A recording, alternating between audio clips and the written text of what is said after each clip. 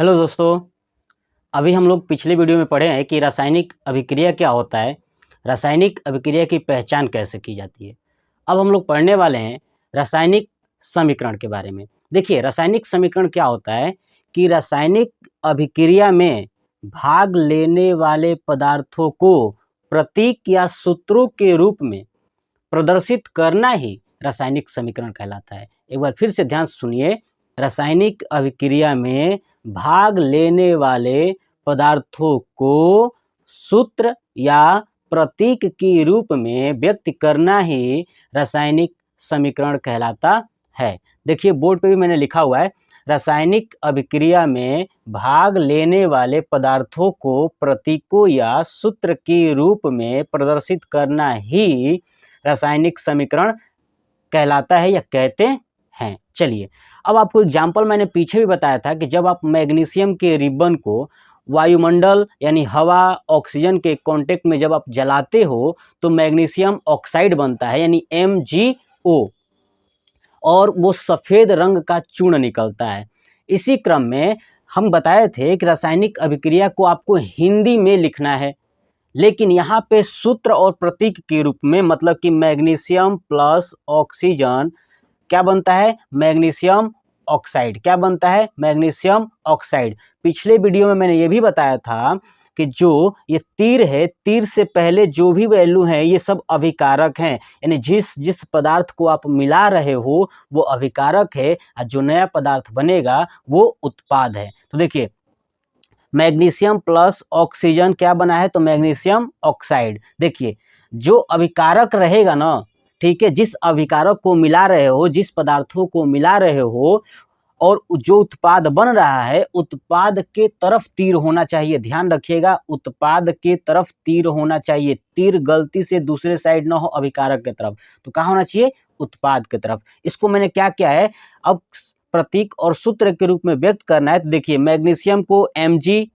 Plus oxygen को O2, तीर लगा दिया मैंने, मैग्नीशियम ऑक्साइड हो जाएगा MgO। उसके बाद इस रासायनिक समीकरण को मैंने संतुलित कर दिया है, तो यहाँ पे हो गया है 2Mg और यहाँ पे हो गया 2MgO।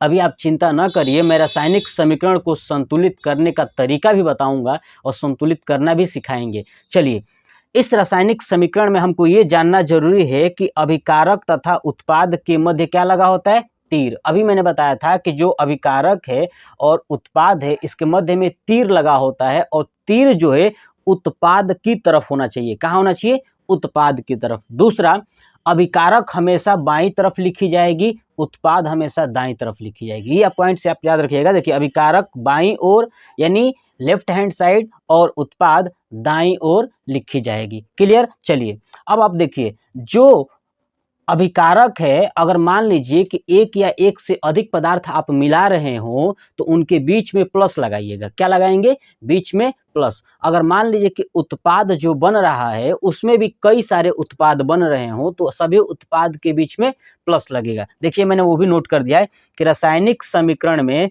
अभिकारकों के मध्य प्लस, तथा अगर कई उत्पाद हो तो उसके मध्य भी क्या लगाते हैं, प्लस लगाते हैं। जैसे मैंने एग्जाम्पल लिखा हुआ है, देखिए, C6H12O6 plus 6O2 plus 6H2O, तीर बना है, ठीक है ना। यानी ये इधर क्या है, लेफ्ट साइड में अभिकारक और राइट साइड में क्या है, उत्पाद। तो देखिए, उत्पादों के मध्य में भी क्या लगा है, तो प्लस लगा है। देखिए, अब आपको मैं बता दूं, C6H12O6 ये ग्लूकोज है।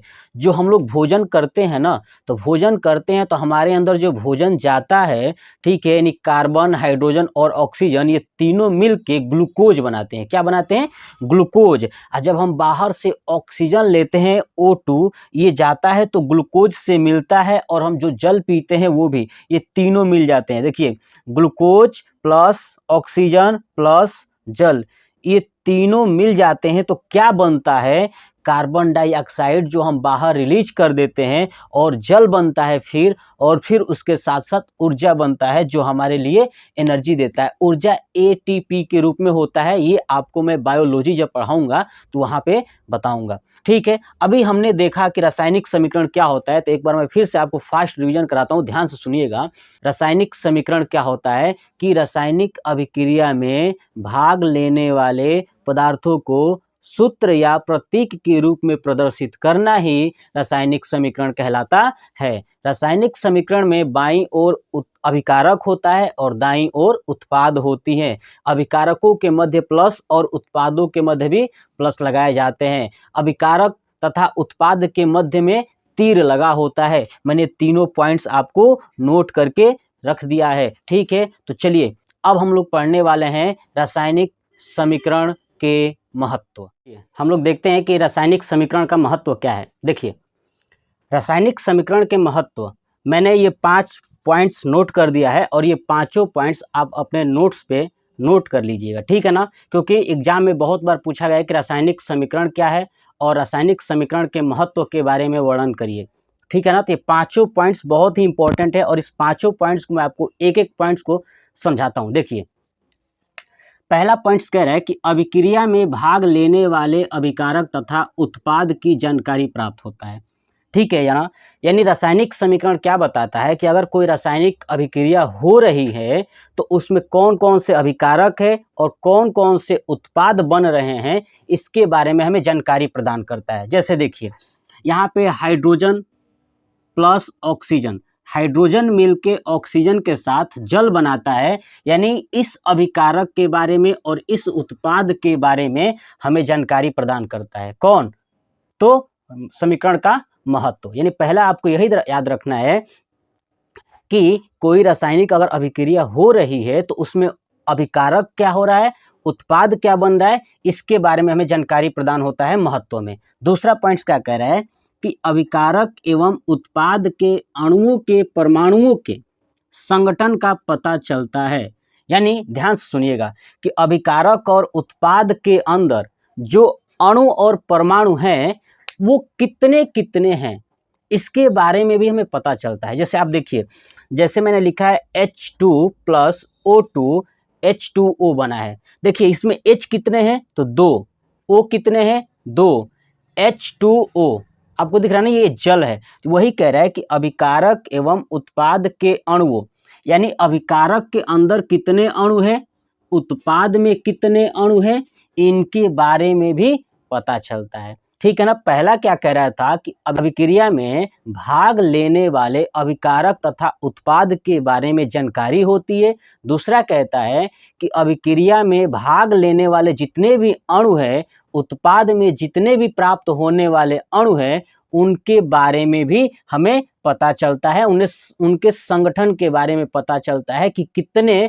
अभिकारक में परमाणु हैं और कितने उत्पाद में परमाणु हैं। तीसरा पॉइंट क्या कह रहा है कि अणुओं की संख्याओं एवं द्रव्यमान के अपेक्षिक अनुपात का भी पता चलता है। देखिए, जो इसमें अणु है यानी H2, तो हमें पता चल जाएगा कि इस अभिक्रिया में, इस समीकरण में कितने H2 द्रव्यमान हैं, यानी H का कितना द्रव्यमान सम्मिलित है, ऑक्सीजन का कितना द्रव्यमान सम्मिलित है, उतना ही द्रव्यमान उत्पाद की तरफ होनी चाहिए। ये बताता है कि अणुओं की संख्याओं एवं द्रव्यमान के अपेक्षिक अनुपात का भी पता चलता है। मतलब जितने इधर अणु होंगे, मतलब कि अभिकारक के तरफ अणु होंगे, उतने ही अनुपात में उत्पाद की तरफ होना चाहिए। ये हमें समीकरण बताता है, ठीक है। पहला देखिए, पहला फिर से चलता हूँ। पहला मैंने क्या बताया था कि रासायनिक अभिक्रिया में अभिकारक एवं उत्पाद के बारे में पता चलता है, ठीक है ना। दूसरा, इसके परमाणुओं के यानी अणुओं के परमाणुओं के बारे में पता चलता है। तीसरा, इसके द्रव्यमान के अनुपात के बारे में पता चलता है, ठीक है ना।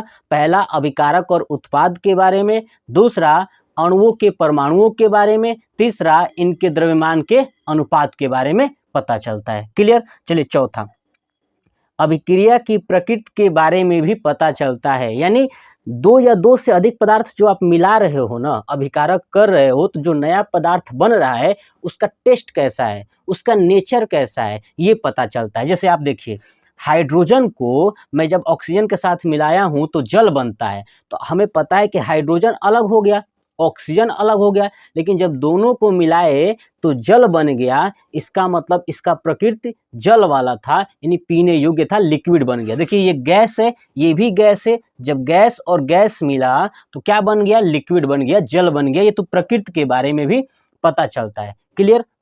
पांचवा क्या कह रहा है कि अभिक्रिया से ही गैसीय पदार्थ के आयतन का भी पता चलता है। मोस्ट इंपॉर्टेंट, ध्यान रखिएगा, ये मोस्ट इंपॉर्टेंट है, मोस्ट इम्पॉर्टेंट। मैं कहूँगा कि आप इसको याद कर लीजिए कि किसी भी अभिक्रिया में या किसी रासायनिक समीकरण में गैस का कितना आयतन उत्पन्न हो रहा है, ये हमें रासायनिक समीकरण ही बता पाता है। ठीक है ना। तो मैंने नोट किया है, देखिए, अभिक्रिया से ही गैसीय पदार्थ के आयतन का पता चलता है। चलिए, एक और इम्पॉर्टेंट पॉइंट है, यहाँ पे स्टार पॉइंट करके लिख लीजिएगा। ये मैंने लिखा हुआ है कि 1 मोल गैस का एनटीपी पर आयतन कितना होता है। यानी अगर आप 1 मोल गैस लेते हो तो उसका आयतन कितना होगा, तो याद रखिएगा 22.4 लीटर। एसटीपी पर भी 22.4 और एनटीपी पर भी 22.4, यानी 1 मोल गैस का आयतन एनटीपी पर 22.4 लीटर और 1 मोल गैस का आयतन एसटीपी पर भी 22.4 लीटर होता है। अब आपको बता दूं कि एनटीपी क्या है, normal temperature and pressure. STP क्या है, standard temperature and pressure. Standard temperature and pressure का मतलब ये होता है कि जिसका तापमान 0 डिग्री सेल्सियस हो। देखिए मैंने नोट भी किया हुआ है कि 0 डिग्री सेल्सियस हो, या केल्विन में बात करें तो 273.16 केल्विन। ठीक है ना। यानी एनटीपी नॉर्मल टेम्परेचर प्रेशर पे भी 22.4 लीटर होता है और एसटीपी पर भी 22.4 लीटर होता है। 1 मोल गैस का आयतन, ध्यान रखिएगा कि 1 मोल गैस का आयतन कितना होता है, 22.4 लीटर, जो कि एनटीपी पर भी होता है और एसटीपी पर भी होता है। तो ये था हमारा रासायनिक समीकरण के महत्व। एक बार फिर से मैं आपको रिवीजन कराता हूँ फास्ट। देखिए, पहला क्या कह रहा था कि अभिक्रिया में भाग लेने वाले अभिकारक एवं उत्पाद के बारे में हमें जानकारी प्रदान करता है। दूसरा कह रहा था कि अभिकारक एवं उत्पाद के अणुओं के परमाणुओं के संगठन का पता चलता है कि कितने अणु अभिकारक की तरफ है, कितने अणु उत्पाद की तरफ है, इसके बारे में बता देता है। तीसरा क्या कह रहा है कि इनके द्रव्यमान, कितना द्रव्यमान अभिकारक की तरफ है, कितना द्रव्यमान उत्पाद की तरफ है, ये भी पता चल जाता है। चौथा कहता है कि अभिकारक जब मिले हुए हैं तो जो उत्पाद बनता है उसकी प्रकृति कैसी होगी, क्या अभिकारक वाली ही प्रकृति होगी या उसकी नई प्रकृति बनेगी, ये बता देता है। पांचवा कह रहा है कि इससे हमें गैसीय आयतन का भी पता चल जाता है। तो 1 मोल गैस का आयतन एनटीपी पर 22.4 लीटर और एसटीपी पर भी 22.4 लीटर होता है। एसटीपी का मतलब मैंने बता दिया, standard temperature and pressure. NTP का मतलब क्या होता है कि नॉर्मल टेम्परेचर एंड प्रेशर, दोनों पर 22.4 लीटर होता है। ये आप याद रखिएगा, बहुविकल्पी में बहुत बार पूछा गया है कि 1 मोल गैस का आयतन एनटीपी पर कितना होता है, तो 22.4 लीटर। ठीक है। स्टैंडर्ड का मैंने बता दिया, तापमान कितना होता है, 0 डिग्री सेंटीग्रेड। और एनटीपी का मतलब होता है कि नॉर्मल टेम्परेचर प्रेशर, यानी जो नॉर्मल टेम्परेचर होता है, जो 0 डिग्री को छोड़ के जो नॉर्मल कहीं का भी टेम्परेचर हो, तो वहाँ भी गैस का आयतन कितना होता है, 22.4 लीटर। चलिए, तो अभी हम लोग पढ़े थे कि रासायनिक समीकरण क्या है, अभी हमने देखा कि रासायनिक समीकरण का महत्व क्या है। नेक्स्ट पार्ट में मैं बताऊंगा कि रासायनिक समीकरण लिखने के नियम कौन कौन से हैं और रासायनिक समीकरण को संतुलित करना सीखेंगे। तो अभी आपको ये वीडियो कैसा लगा, प्लीज़ कमेंट बॉक्स में कमेंट करके जरूर बताइएगा। जय हिंद, जय भारत, वंदे मातरम।